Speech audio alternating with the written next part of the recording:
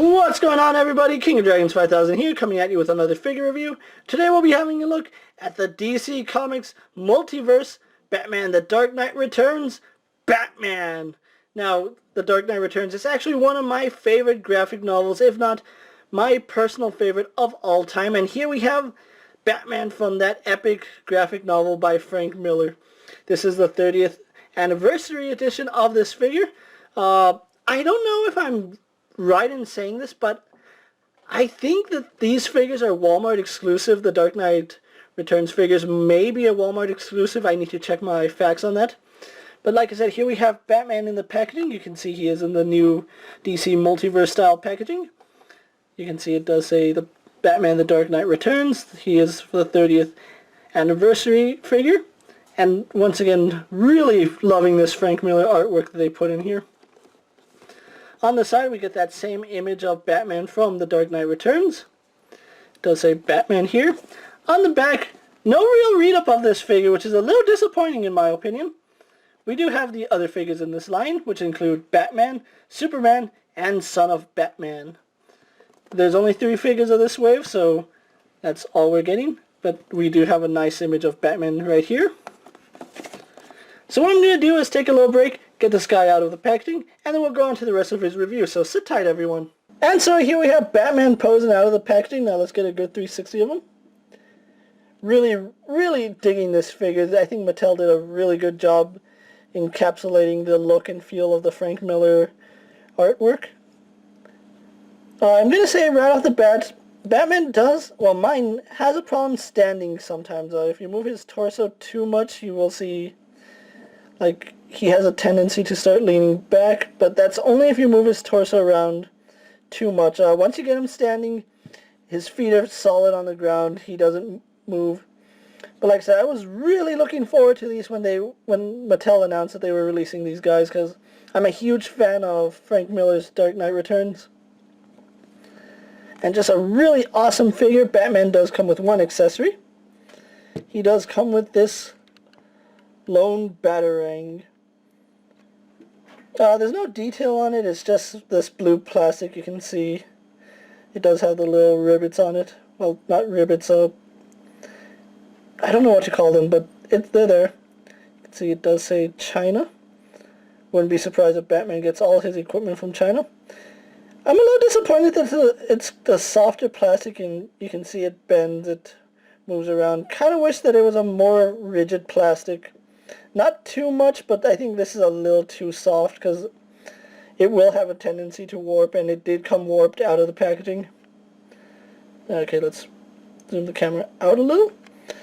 Batman does hold it in either one of his hands. Both of his hands are molded with a grasping hand. And there are several ways you can have him holding it. You can have him holding it in his hand like so, or you can wedge it between his fingers like that, so it looks like he's getting ready to throw it. Personally, I might just discard this in a weapons bin or accessories bin, but it's a nice accessory. They didn't have to include it, and I'm glad they did. Now, this isn't the first Dark Knight Returns Batman we actually got. We did get one with the Batman Unlimited line. If you don't remember, that was the line supposed to take over DC Classics, but we all know what happened with that. But anyway, let's actually go and have a look at this face. I actually do not have the original Dark Knight Returns Batman from Mattel, but honestly, this is a much better face sculpt for that Batman. If they want to return to give us a reissue of that Batman, I would really love to see this face used on it, because that is just a really phenomenal face sculpt. And I think these were done by the Four Horsemen, and once again, they have outdone themselves with the DC license. Like, no doubt you know that this is Batman. And any angle you look at it, it looks like Batman, and I really do like the short ears on it. Like I said, this looks just like Frank Miller's drawings. He does have a blue cape, and you can see some black wash in the cape as well as in his mask. And then we have darker blues in his cape. Let's actually zoom the camera out a little. You can see that there's a lot of nice subtle shading in it. You can see some darker blues along with the lighter blues. He has that really big yellow Batman emblem. The utility belt that goes all the way around.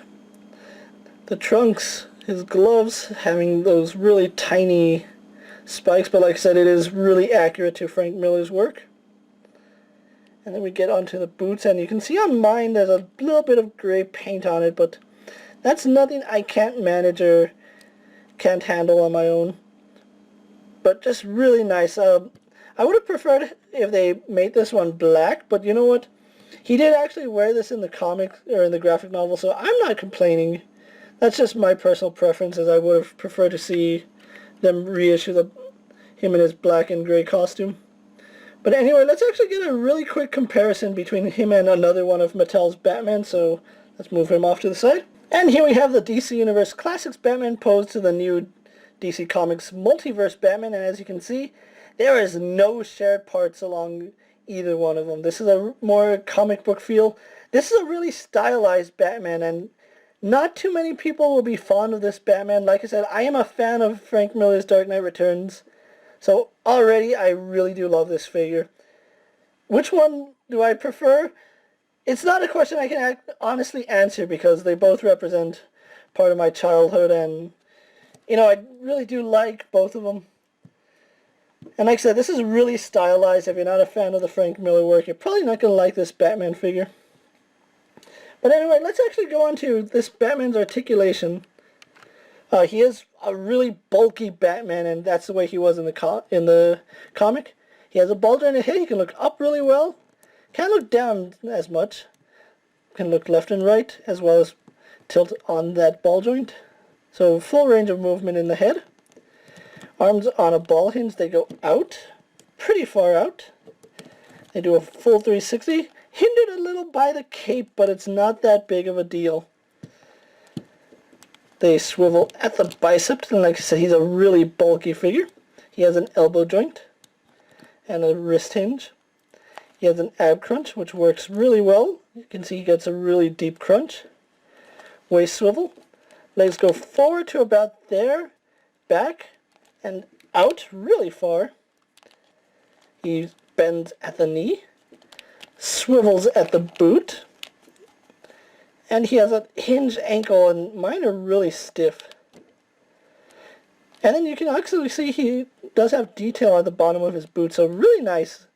I really do like the fact that they went all out, and his little crotch piece right here is actually a soft rubber, so you can move his leg out and you can actually see it forming to the leg right there. That's because he is using a Master of the Universe body, which, you know, it fits the style of artwork for this Batman. But anyway, what I'm gonna do now is take a little break, get him posed for my final thoughts, so we'll wrap up this review. So sit tight, everyone. And so here we have the Dark Knight Returns Batman posed for my final thoughts. And honestly, I'm a little biased toward this figure just because it's of one of my favorite graphic novels. Now, I understand that this isn't a figure that a lot of people will, like, drop down lots of money for. However, I do really enjoy this figure, and he's a really solid figure.